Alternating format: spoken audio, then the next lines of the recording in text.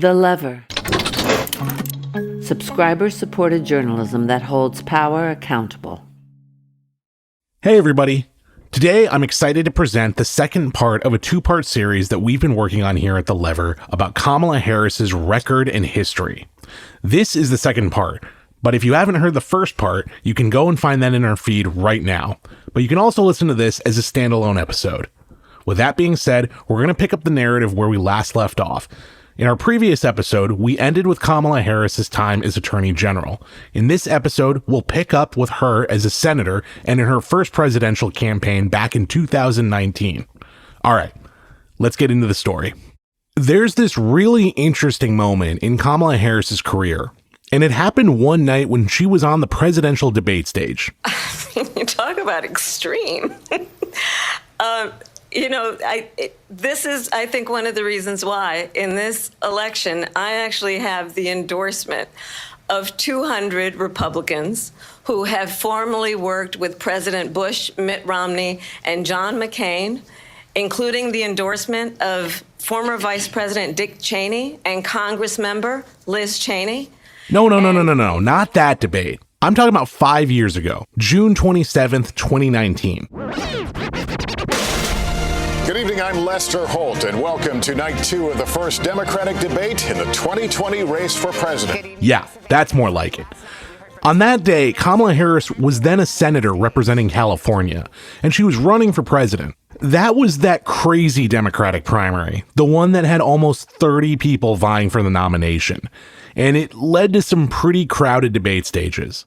Tonight, round 2, Colorado Senator Michael Bennet, former Vice President Joe Biden, South Bend, Indiana Mayor Pete Buttigieg, New York Senator Kirsten Gillibrand, California Senator Kamala Harris. And eventually the conversation turns to Medicare for all. Let's talk about health care, and this is going to be a show of hands question. We asked a question about health care last night that spurred a lot of discussion, as you know. We're going to do it again now. Many people watching at home have health insurance of their employer. Who here would abolish their private health insurance in favor of a government-run plan? Of course, Bernie raises his hand, Joe Biden doesn't. But then, so is Kamala Harris. Wait a minute. Does that mean Kamala Harris is in favor of Medicare for all? The same bill that would outlaw private health insurance and create a national system? Yeah, it looked like at that time that she was basically syncing up with Bernie, which seemed like she was just very, very dramatically saying, this is what I believe, Medicare for all, universal health care, single payer, no mitigating circumstances, no compromises. This is what I believe, let's go. This is Amos Barshad, a senior enterprise reporter here at The Lever. A little while ago, Amos wrote a story looking at Harris's relationship with the concept of Medicare for all, and he told me that Harris's support for Medicare for all was apparent months before that debate, going back to January 2019. Harris stated very emphatically that she supported Medicare for all. It was during a town hall debate, a CNN televised town hall. Jake Tapper was the moderator, and they just took questions from the audience, very standard political thing. What is your solution to ensure that people have access to quality health care at an affordable price? And does that solution involve cutting insurance companies as we know them out of the equation? I believe the solution, and I'm actually feel very strongly about this, is that we need to have Medicare for all. Bernie Sanders, he had been the Medicare for all candidate. He was really, really closely associated with it. He had introduced a Medicare for all bill that Harris had co-sponsored, actually. And I'll say this, and this is, I think, why you're also asking this question. What we know is that to live in a civil society, to be true to the ideals and the spirit of who we say we are as a country, we have to appreciate and understand that access to health care should not be thought of as a privilege. It should be understood to be a right. But as time went on, it didn't take long for her to seemingly regret that decision. Not long after Harris raised her hand in the June debate, her campaign scrambled to correct the narrative that she was only in favor of Medicare for all. Within days, there's campaign reps reaching out to national media outlets and saying things like, Harris believes in multiple paths to universal coverage. You know, she did sponsor the Medicare for All bill, but she also sponsored other healthcare bills. She sees multiple paths towards this goal. The thing that seemed to be tripping Harris up was the key provision in Bernie Sanders' Medicare for All bill, the one that she co-sponsored, and it calls for the eventual elimination of most private health insurance in favor of a transition to a government-funded plan. And remember, that was also the question the debate moderator had asked. Would you be in favor of abolishing private health insurance? Later on, though, Harris says she misheard the question. Here she is a few days after the debate explaining why she raised her hand. So the question was, would you be willing to give up your private insurance? That's not how it was asked. For such a plan. And that's what you heard, right? Okay. Yeah, that's certainly what I heard. And in terms of, I am supportive of Medicare for All, and under a Medicare for All policy, private insurance would certainly exist and for supplemental coverage. But under Medicare for All, and my vision of it, we would actually extend benefits. So, for example, vision care, dental care, hearing aids, which currently are not covered, and anyone you know who's a senior can tell you they're extremely expensive, and people have to come out of pocket to pay for them. Included in maybe to get a sense of what's going on, it's helpful to look at this from the brass tacks of running a political campaign. In this gargantuan field of candidates, it was pretty difficult to distinguish yourself if your last name wasn't Biden, Sanders, or Warren. Joe Biden had emerged as somewhat of the frontrunner, mainly by positioning himself as the moderate establishment pick, essentially a return to normalcy. Meanwhile, Bernie Sanders continued to run on the themes of his 2016 campaign: Medicare for All, taxing the wealthy, and an unapologetically left-wing platform. Now, seeing the popularity of Sanders' 2016 run, and especially Medicare for All, some of the other candidates wholeheartedly endorsed it, even going so far as to co-sponsor Sanders' bill like Harris did. Here's Senator Kirsten Gillibrand, for example, during her presidential campaign in 2019. I've been talking about it since 2005. I don't know when Senator Sanders started talking about it, but I got to help write the bill. But when the going got tough and it became apparent that the real contest for the progressive vote was going to be between Sanders and Warren, some candidates did what's called a campaign reset and basically started moderating their positions. Soon, candidates who had once appeared to support Medicare for All started introducing their own plans. Our proposal is Medicare for America. It says that if you're uninsured, we enroll you in Medicare today. If you're underinsured, meaning that you are unable to afford your copay or your premium, we'll enroll you in Medicare if that is your choice. But if you have a health care plan that you like, that works for you and for your family, you're able to keep it. Medicare for All who want it means we take a version of Medicare and we make it available for every American. I believe that this will be a better option than any of the private plans out there. I also believe Americans ought to be able to decide for themselves. And eventually, so did Kamala Harris. And so I came up with my own Medicare for All plan. And basically, it brings down costs. Everyone will be covered, including those with pre-existing conditions. But I'm also giving people choice. Because a lot of the feedback I got is people want choice. They want the option of a public Medicare plan, but they also want the option of a private Medicare plan, such as what is existing now in the Medicare system. And I wanted to give them that. People don't want the things that they have now to be taken away by their government, and I appreciate that, and I respect that. Naturally, Harris's decision to refer to her own plan as just Medicare for All not only created some confusion, it actually upset a lot of people. She's calling it Medicare for All, but people are not seeing it as Medicare for All for a variety of reasons. And yeah, it was just seen as, that she had abandoned it, that she had given up on what she had previously stated she believed in. And she was presenting this public-private combination plan that was not single payer. It just wasn't Medicare for All. Despite the fact that she wasn't saying, oh, I no longer support Medicare for All, that's effectively how it was received. That's what people understood her to be saying. At the heart of this tension is a philosophical debate about what it means to be a supporter of the concept of Medicare for All. The phrase Medicare for All has actually been around for a long time. The New York Times has documented, for example, as using it as far back as 1970. And much of this is related to the long history of Democrats trying to ensure access for all citizens to primary health care, and usually via a government-supported system. In 2003, for example, a Michigan congressman named John Conyers Jr. introduced a bill called the Expanded and Improved Medicare for All Act, and that would create a single-payer, government-sponsored health insurance system. It notably also banned private insurers from offering insurance that would duplicate coverage provided by the government.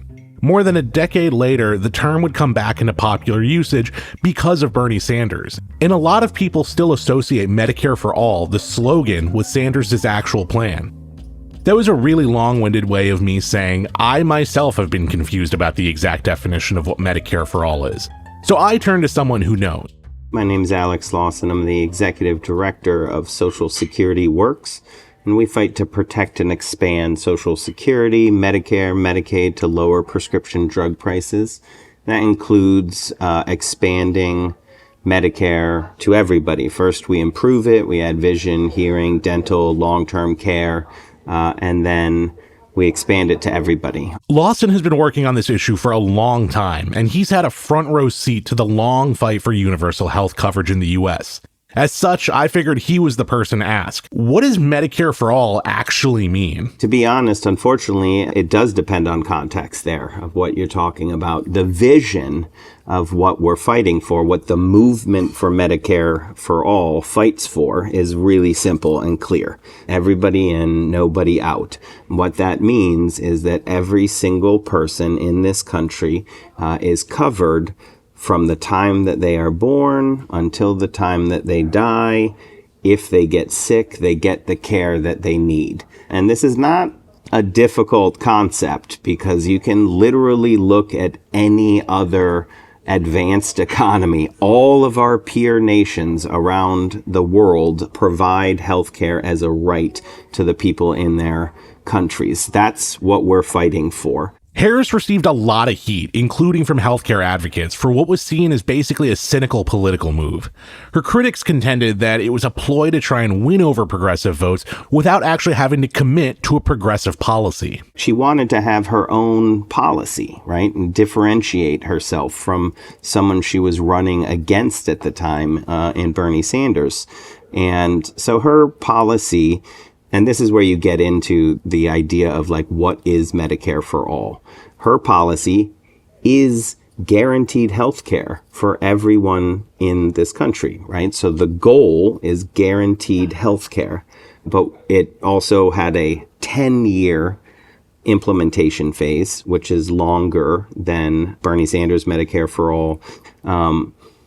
I think that you can go faster. I think that there are drawbacks to 10 years, the main one being that it can straddle an administration, right? But I think the thing that people really zero in on and try to say is like all negative is that her plan did allow the continuation of private insurers. Again, we're back to this issue over private insurance, and it's something pretty important to understand. In the Medicare for All bill, written by Bernie Sanders and co-sponsored by Kamala Harris, the one that was first introduced in 2017, language in that bill made it unlawful for a private insurer to sell an insurance policy that would cover something already covered by the public insurance system. The bill, however, did create a carve-out for supplemental private insurance to be sold for things not covered, one example being cosmetic surgery. So if Medicare, say, provided coverage for something like a heart transplant, a private insurance company wouldn't be allowed to provide coverage for a heart transplant. But if Medicare did not include something like needing to get plastic surgery, the bill would have allowed a private insurer to offer some form of insurance to cover the cost of cosmetic surgery. But if some people chose to remain in a private insurer for some reason, they would be allowed to. And, that's a policy choice. So I think the idea was that this, what they would call at the time, private option, would just wither on the vine. And maybe there'd be like 7 weirdos who are like, no, I definitely want to pay money to a corporation. But again, the entire system would be changed under that policy. And then I will also say, that's the policy. All policy is based on an understanding that, the plans that candidates are putting forward, that's not actually what would become law. It's a vision, but you're still going to have to work with what is coming out of the House and the Senate. So looking at her policy, I think the important takeaway is the goal is super clear. Guaranteed health care for everyone in this country as a right from birth to death. You get sick, you get the care that you need. And so when you look at it in that light, the key thing is the healthcare guaranteed? Is there anyone who says you can't get this healthcare? And, that's what I judge policies by. The devil might be in the details, though. And bear with me, I'm about to get real wonky and in the weeds of healthcare policy, but it's important. So let's cue the music and let me put on my best insurance broker hat. It is true that Kamala Harris's proposed Medicare for All plan would guarantee access to Medicare for everyone, but it also maintained and to some critics supported private insurance companies. In addition to allowing people to sign on to government-offered Medicare, Harris's plan would also allow private insurers to offer something they called Medicare plans. But in reality, these private plans would likely resemble a type of healthcare option currently known as Medicare Advantage. These are private commercial plans currently available to seniors that are subsidized by US taxpayers. They've been around since the late 90s. Now, you might be asking, why would anyone pick a private plan over standard Medicare? Well, in some cases, they cover things that a Medicare plan doesn't. But they're also more restrictive about what doctors and hospitals you can use. Additionally, they've been criticized for sketchy billing practices that run up costs and drive huge corporate profits. Profits largely drain from the pockets of the US government and taxpayers. In Harris's proposal, private companies could continue offering these types of Medicare Advantage plans, only, and really confusingly, they'd also be branded as Medicare. Critics pointed out that this would likely lead to confusion between public and private Medicare plans, as well as the continued subsidizing of private insurers offering questionable care. More to the heart of the debate, however, is that Harris's plan saw a role for private insurers within the healthcare system, something many Medicare for All advocates, including Bernie Sanders, vehemently opposed.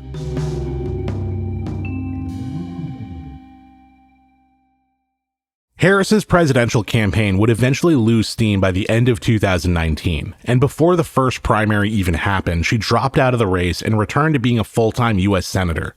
But that was short-lived because soon Joe Biden announced that he was putting Harris on the Democratic ticket.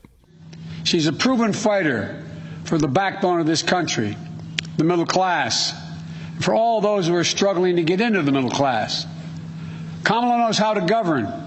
She knows how to make the hard calls. She's ready to do this job on day one. And we're both ready to get to work rebuilding this nation and building it better. Vice president's kind of an odd role, and it's one that's usually defined by the person who inhabits the office. We'll create millions of jobs and fight climate change through a clean energy revolution. Bring back critical supply chains so the future is made in America. Build on the Affordable Care Act so everyone has the peace of mind that comes with health insurance. And finally, offer caregivers the dignity, the respect, and the pay they deserve. Some vice presidents, like Dan Quayle, if anybody remembers who that is, primarily operated as a spokesman for the administration. But then you've got others, like Dick Cheney, a guy who convinced his president to give him an absurd amount of power. Barack Obama treated Joe Biden somewhat like an advisor, and their agreement was that Biden would be privy to all of Obama's major decisions, but that he would also ultimately support Obama's agenda. When Harris was selected, Biden reportedly offered her a similar arrangement. And in that role, Harris has been tasked with some important items, like overseeing the administration's push to expand voting, along with trying to determine the administration's response to a growing influx of migrants, particularly from Central and Southern America. A lot of Republicans have hammered Harris's role in the administration as being the, quote, border czar, something that some media reports also dubbed Harris in trying to describe her role. But the White House never gave her that role, nor have they said that she was uniquely tasked with addressing problems of security at the US border. Legally, the Founding Fathers didn't really outline the exact duties of the vice president. They do state the VP assumes the presidency if the president is incapacitated. The vice president's also the president of the Senate and can cast a tie-breaking vote if the Senate is split 50-50. And that's exactly what happened to Democrats in 2021. And both of those Senate seats are flipping. And it looked like a long shot for Democrats. They sat there at the end of election night, 2 seats short, but they won both of them in the state of Georgia. And it will give Democrats control of the Senate as of January 20th. When Biden and Harris are sworn in, Harris becomes the tie-breaking vote. And there's no... Harris's role as a tiebreaker was immediately spotlighted because the administration was moving through multiple massive spending bills. One was a response to the COVID-19 pandemic. But included in that relief bill was also a law that would raise the federal minimum wage to $15 an hour, something that Biden and Harris campaigned on. There was naturally some political infighting, but Joe Biden said he was in favor of the raise, and the plan was for it to be included in this giant spending bill. That is until a woman named Elizabeth McDonough stepped in. It is an absurd process that we allow an unelected staffer, somebody who works for the Senate, not elected by anybody, to make a decision as to whether 30 million Americans get a pay raise or not. Now, I don't care how the parliamentarian rules, no parliamentarian should have that power. McDonough is the Senate parliamentarian, an institutional officer who advises whoever is presiding over the Senate about how to respond to various situations. Essentially, they're a guide to how the Senate functions in case whoever's presiding might not know. Back in February of 2021, McDonough was the parliamentarian, and she held an important role in deciding whether or not a $15 minimum wage was able to be included in the COVID-19 relief bill that would eventually be called the American Rescue Plan. Because the Senate was pushing this through via an institutional process called budget reconciliation, McDonough was seen as the final call over whether or not the Senate's rules allow something like a minimum wage hike to be included in a budget and spending bill. President Biden's bid to double the federal minimum wage apparently will not be part of his COVID relief package. The House is due to vote today on the $1.9 trillion plan to address the economic impact of the pandemic. But the official in charge of Senate rules says that raising the minimum wage to $15 an hour should be removed from the bill. There was one hope, though. As the head of the Senate, Vice President Harris could have overruled the parliamentarian and allowed the minimum wage increase to get into the bill. But she didn't do that. Once again, Harris bucked a position she had campaigned on and spoke passionately about. It is fair to say that as a representative of Joe Biden, perhaps she was just fulfilling his wishes. But the administration didn't even put up a fight. Even odder is that vice presidents before have overruled the parliamentarian. And the stakes were high.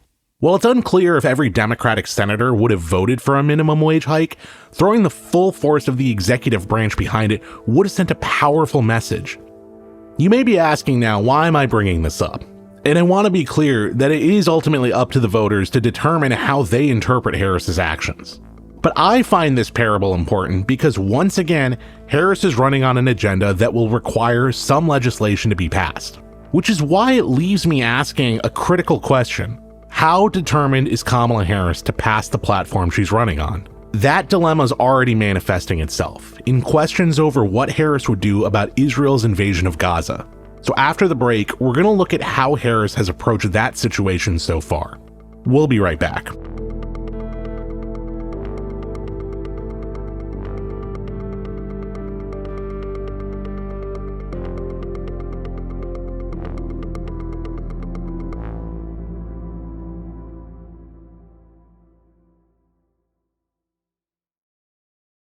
When you wake up in the morning and see the recent headlines about the Supreme Court, a judicial decision sparking a political eruption, I'm guessing you feel overwhelmed and bewildered. The Supreme Court overturning Roe v. Wade. Well, it's terrifying. I don't know what's next. You hear about the court helping corporations trample your long-standing rights. This is a sweeping decision by the Supreme Court to overturn the Chevron precedent. What this does is it ends 40 years of regulating big business. You hear about the justices making it literally legal to bribe politicians. In a 6-3 opinion, the court ruled that gifts to public officials can only be considered illegal bribes if they're given before the official act. It seems like every few months the Supreme Court makes it easier and easier to bribe government officials. You even hear about the Supreme Court actually declaring that the president does not have to follow the law. It's the first time the Supreme Court has ruled that former presidents can be shielded from criminal charges. In every use of official power, the president is now a king above the law. As you're doom scrolling, do you ever stop and ask, what the actual is going on? And how in God's name did we get here? Well, we have an answer for you. It wasn't a random coincidence, and it wasn't just by chance. What's happening right now is the culmination of a very deliberate and very secret scheme, executed by specific people with specific goals. I'm David Sirota. As a longtime journalist and author, I've spent decades working in and covering American politics. Our team of reporters at The Lever is about to expose the never-before-reported details of this plot in our upcoming new investigative podcast series, Master Plan. They are actually trying to open our political world to right-wing dark money. Something very weird is going on. That doesn't fly. It's got to be money. Where's all this money coming from? We've spent 2 years reporting this story, so you're not going to want to miss it. Go to masterplanpod.com to sign up to be the first to get the series when it launches in August. You can also find the trailer and subscribe to the podcast feed right now by searching Master Plan in your podcast app.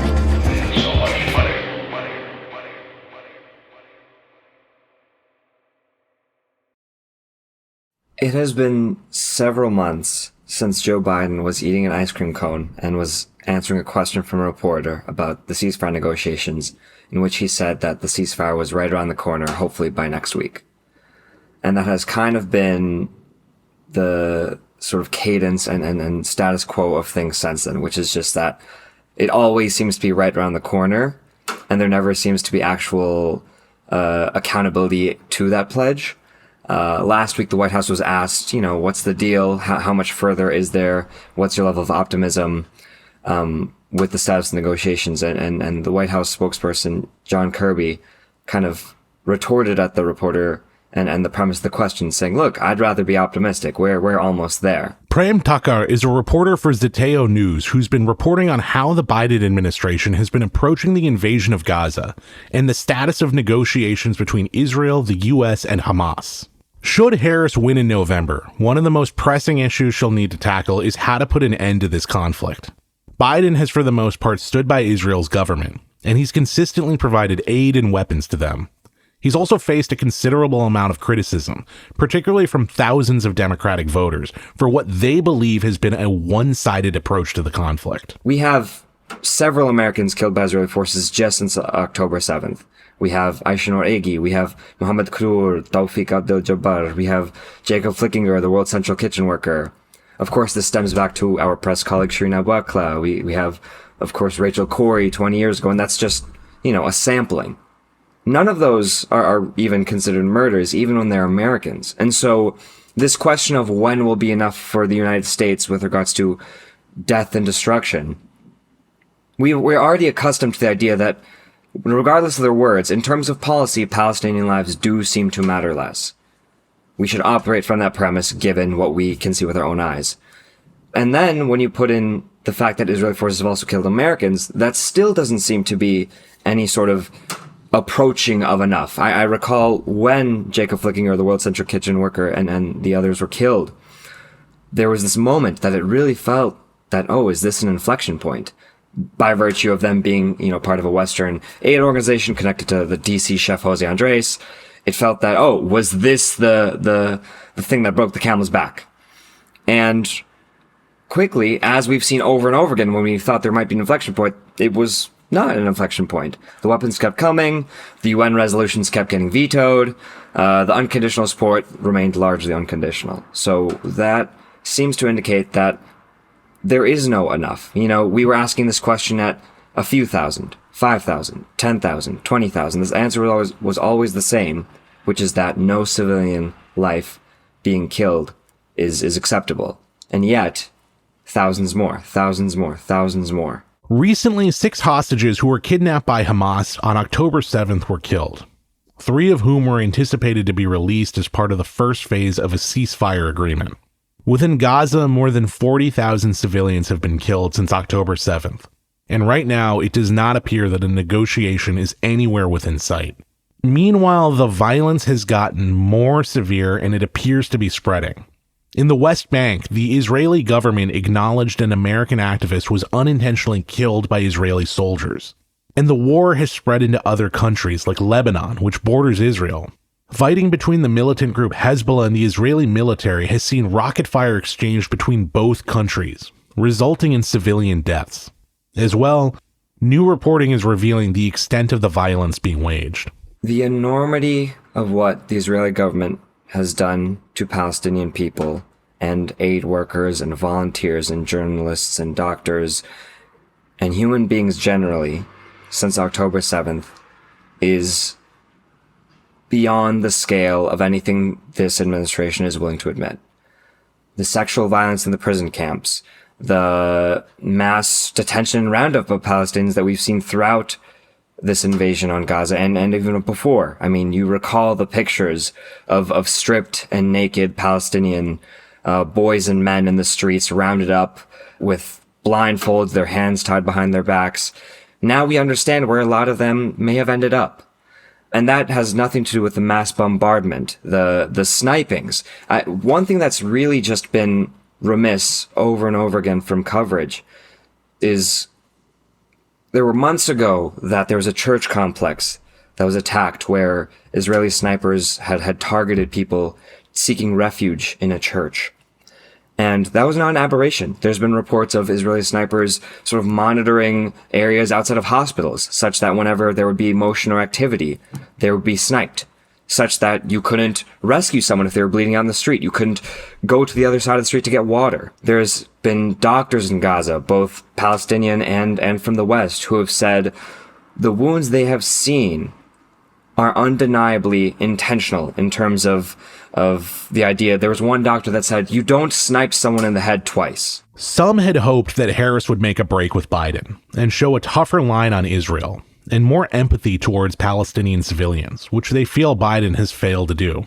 One of them used to work for Kamala Harris. Her name is Lily Greenberg Call. I went to work for her in 2019. Most of my life, I was raised in a very pro-Israel community, a very Jewish community. I went to Jewish day school for most of my education. I have always really loved being Jewish, both, a lot of the religious aspects and the cultural aspects and the history, and have felt very, very tied and rooted to that as really the central part of my identity. Call had worked at one time as an intern in Harris's Senate office, and then she moved to Iowa in 2019 to work on Harris's campaign. I think being, a Black woman and this vision that she had, as part of her first campaign that justice is on the ballot, those were really appealing to me. And the idea of working for someone running for president who I had actually, had a personal connection with and had met and worked for. I didn't apply to a single job when I graduated college in 2019. I said, I'm going to go work for Kamala Harris or Elizabeth Warren if Kamala Harris doesn't have me. And my parents were like, can you just maybe one job? Maybe send out one resume.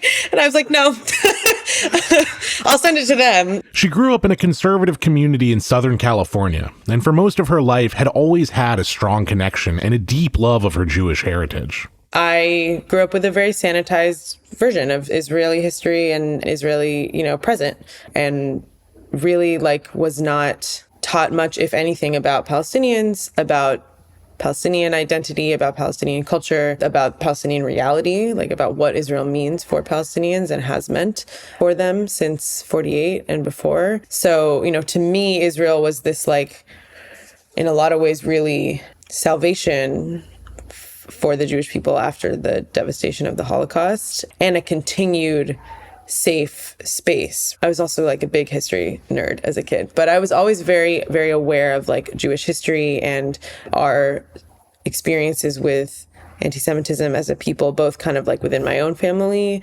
and then as part of the larger story of the community. And so that's very much how I viewed Israel. I was raised also as a Democrat and a liberal in a lot of ways, and was very conscious of what I saw at the time as Israel's flaws, and kind of was always called a peace snake or a lefty by some people in my community, because I was very oriented around being pro-Israel, but from what we would call now a liberal Zionist perspective, I think, and very peace oriented. When Call went to work for Harris in 2019, she'd started to reevaluate how she thought about the Israeli government. and she was looking at it with a more critical lens.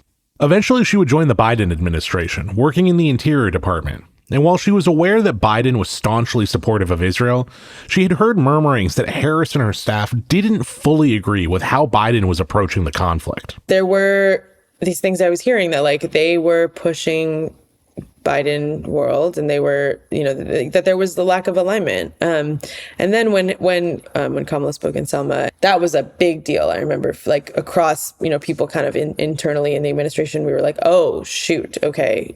It just to us signaled that she was approaching this differently. Let's get a ceasefire. Let's reunite the hostages with their families. And let's provide immediate relief to the people of Gaza. In May, Call became the first Jewish staffer in the Biden administration to resign in protest over their handling of the war in Gaza. Part of why she resigned was because of what she saw as a refusal to even consider changing course. So I asked what she would like to see from Harris that could demonstrate an authentic shift in policy. I don't think we will have like the overnight, kind of shift that I would like and that a lot of people would like. I do think some of it also comes down to like, right now, I think the thing that she needs to do is call for an arms embargo. And an arms embargo would ultimately just mean following our own laws, right? Like right now, the U.S. is in violation of its own laws, not just international laws, but its own laws in continuing to send Israel weapons because of what Israel has done with those weapons. And so, like, in sort of a practical manner, it's like, if we follow our own laws, that will essentially be an arms embargo. So let's do that. There's a lot of steps that we can take that are really, really easy and really nothing that feel like that is like really, radical or kind of a change in the status quo. Like, yes, it might be around Israel, but nothing that is like really a departure from, again, following our own laws that are already like in existence that we already have. That would limit Israel's ability to continue harming Palestinians. A couple weeks ago, Harris sat down with CNN, and she was asked about whether she'd endorse an arms embargo. Here's what she had to say. I've met with the families of the American hostages. Let's get the hostages out. Let's get the ceasefire done. But no change in policy in terms of arms and so forth. No, we have to get a deal done. Dana, we have to get a deal done. When you look at... Over the past year, thousands who have found themselves upset with the administration's handling of the war band together to vote uncommitted in the Democratic primaries to show their voting strength. And then an organization called the Uncommitted National Movement formed to channel that frustration. Uncommitted's co-founder, I should say, isn't just a Democrat. He was a delegate to Chicago's convention, and they had one request, that a speaker be allowed to share the Palestinian perspective on stage at the DNC. The party rejected that call. This movement is incredibly accommodating to the Democratic Party. And so it is remarkable that the Democratic Party has not even thrown them a bone, did not even allow a Palestinian to speak on stage at the Democratic National Convention. While larger calls include an arms embargo to Israel, there are several other steps, just with regards to Israel's war in Gaza, let alone the broader occupation of Palestine, that would be very amenable to not just the uncommitted movement, but to thousands of people across this country that feel sick to their stomach by the idea of contributing their vote to a campaign that so far seems to not want to dignify their human moral concerns. That could even involve Kamala Harris saying in a speech that her administration will respect international law, will respect bodies like the United Nations and the International Court of Justice and the International Criminal Court, as every state the U.S. believes should. That in itself would indicate a departure from this administration, which so far has not done that. On Tuesday, during her debate with former President Trump, Harris once again spoke about the conflict in Gaza. Israel has a right to defend itself. We would. And how it does so matters. Because it is also true, far too many innocent Palestinians have been killed. Children, mothers. What we know is that this war must end. It must end immediately, and the way it will end is we need a ceasefire deal and we need the hostages out. And so we will continue to work around the clock on that. work around the clock, also understanding that we must chart a course for a two-state solution. And in that solution, there must be security for the Israeli people and Israel, and in equal measure for the Palestinians. But the one thing I will assure you always, I will always give Israel the ability to defend itself, in particular as it relates to Iran and any threat that Iran and its proxies pose to Israel. But we must have a two-state solution where we can rebuild Gaza, where the Palestinians have security, self-determination, and the dignity they so rightly deserve. Once again, Kamala Harris appears to try and straddle a safe political line here. But inevitably, this is a situation that will require a firm choice. One that is sure to upset millions regardless of how she handles it. Joe Biden firmly aligned himself with Israel's government, even in the wake of political pressure. But as we've seen throughout Harris's career, she often seems reluctant to plant a flag. The movement of Americans, particularly Democrats, who are deeply upset over what's happening in Gaza doesn't appear to be going away. And as a political bloc, they may continue to play a role in politics for years, maybe even decades. So there isn't necessarily an institutional role to fall back on. Whatever decision Kamala Harris makes will need to be a bold decision. And that leads me back to my initial question at the heart of these last two episodes. What does Kamala Harris really believe? And what does she want to do with power? It's very possible that should Harris win, she will display an assertiveness in office not before seen. But it's also possible, and the history appears to align with this, that Harris may be caught in her own decision, struggling to find a non-existent middle ground on polarizing issues. And that indecision may have profound implications in the next few years.